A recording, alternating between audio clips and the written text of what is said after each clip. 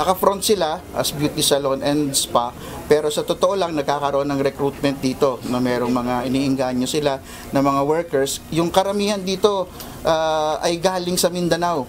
Sa halip na mag-ayos ng buhok ng mga customer, illegal na nag-aalok ng trabaho abroad.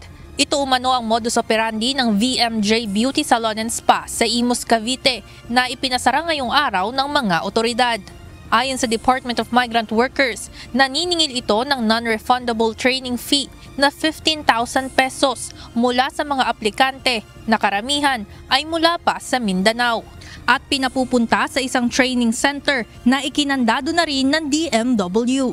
Paliwanag ni alias Rich Lane, katiwala ng naturang salon, hair and beauty service provider sa Saudi Arabia ang offer sa mga interesadong aplikante.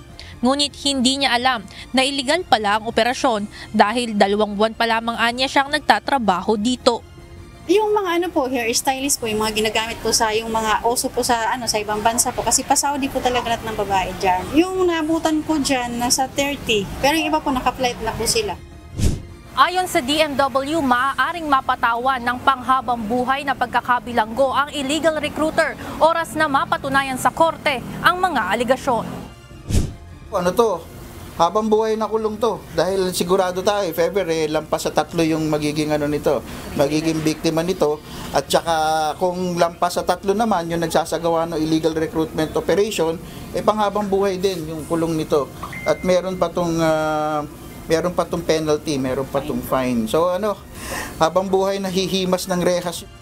Nagbabala naman ang DMW sa mga illegal recruiter na tigilan na ang mga ganitong klaseng panluloko, lalo na anya at hindi biro ang pagde-deploy ng workers abroad dahil walang kasiguraduhan kung ano ang dadatnan ng mga aplikante sakaling tuluyang makalabas ng bansa. Tutugisin po namin kayo, papasara at ipapakulong po. Patuloy ang investigasyon sa salon na ginagawang front ng illegal recruitment. Ivan Alvarez, UNTV News and Rescue. Diyos ang aming sandigan, serbisyo publiko ang aming pinahahalagahan.